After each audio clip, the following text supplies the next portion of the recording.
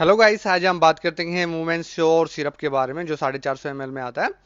अगर हम इसके इंग्रेडिएंट की बात करते हैं तो हर 10 ml में इसमें एक्सट्रैक्ट होता है प्रादंतक लोहो 250 mg, Ashoka 900 mg, लोद्रा 900 mg, विदारा 900 mg, दाही पुष्पी 250 mg, द्रवादिकवाद 250 mg, नाग केसर 500 mg, स्तावरी 500 mg, अश्वगंधा 250 mg, आंवला 250 mg, नागर मोथा 300 mg, उदम्बरा 250 mg, जटामंसी 250 mg और शिवलिंगी 250 mg। अगर हम इसके इंडिकेशन की बात करते हैं तो ये लुकीरिया में बड़ा उपयोगी होता है।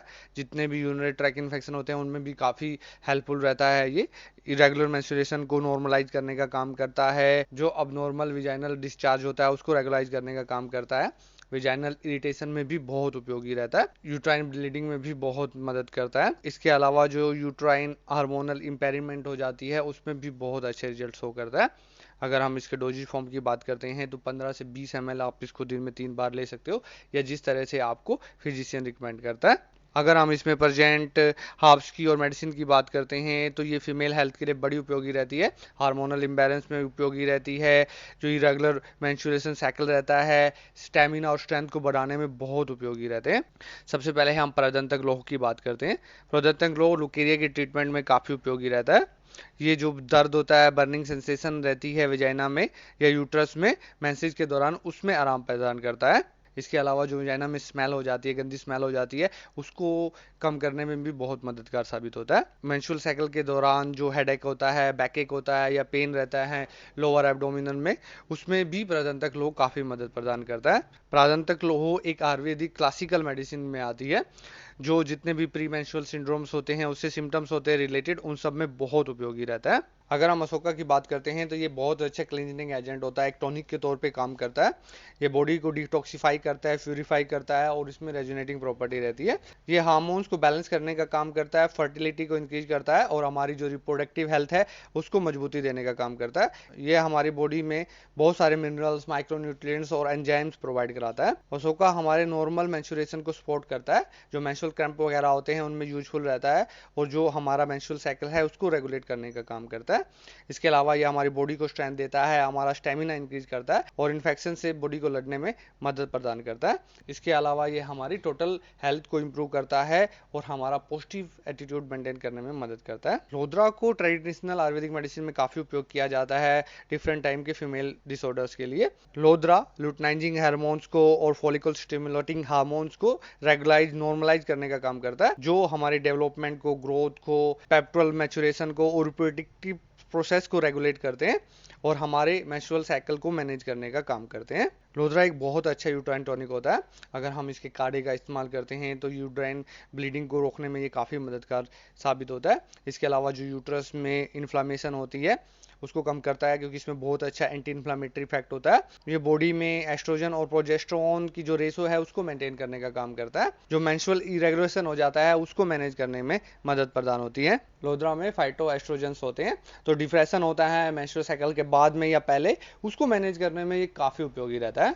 अगर हम दाईपुष्पी की बात करते हैं तो ये मेंस्ट्रुएशन को रेगुलेट करता है और जो पेनफुल क्रैम्प्स होते हैं पीरियड्स के दौरान उनमें मदद प्रदान करता है। इसके अलावा ट्रेडिशनली इसको और भी कई बीमारियों के लिए यूज किया जाता है। रूमेटिज्म के लिए इसको उपयोग किया जाता है, वाउंड्स में, जख्म में इसको यूज किया जाता है और भी बहुत सारी बीमारियों में इसका उपयोग किया जाता है।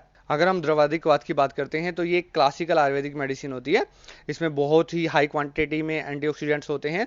इसमें एंटी इन्फ्लामेटरी और एंटी माइक्रोबियल प्रॉपर्टी मिलती है। तो जो इन्फ्लामेशन हो जाती है यूट्रस में उसको कम करने में ये बहुत मदद करता है, क्योंकि इसमें बहुत अच्छी एंटी इन्फ्लामेटरी इफेक्ट होता है इसका, और मेंस्ट्रुअल इरेगुलेटरी को प्रिवेंट करने में मदद करता है।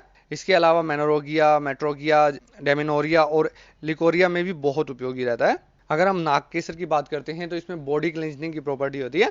ये स्किन से और बॉडी से टॉक्सिन्स को रिमूव करने में मदद करता है। ये हमारे डाइजेस्टिव ट्रैक को इंप्रूव करने में मदद करता है। जो ब्लड शुगर लेवल है उसको कंट्रोल करने में, मेंस्ट्रुएशन को रेगुलेट करने में, और उसके अलावा जो कॉमन एलिमेंट्स वगैरह होते हैं, बॉयल्स होते हैं या जख्म वगैरह होते हैं, उनको ट्रीट करने में बहुत मददगार साबित होता है।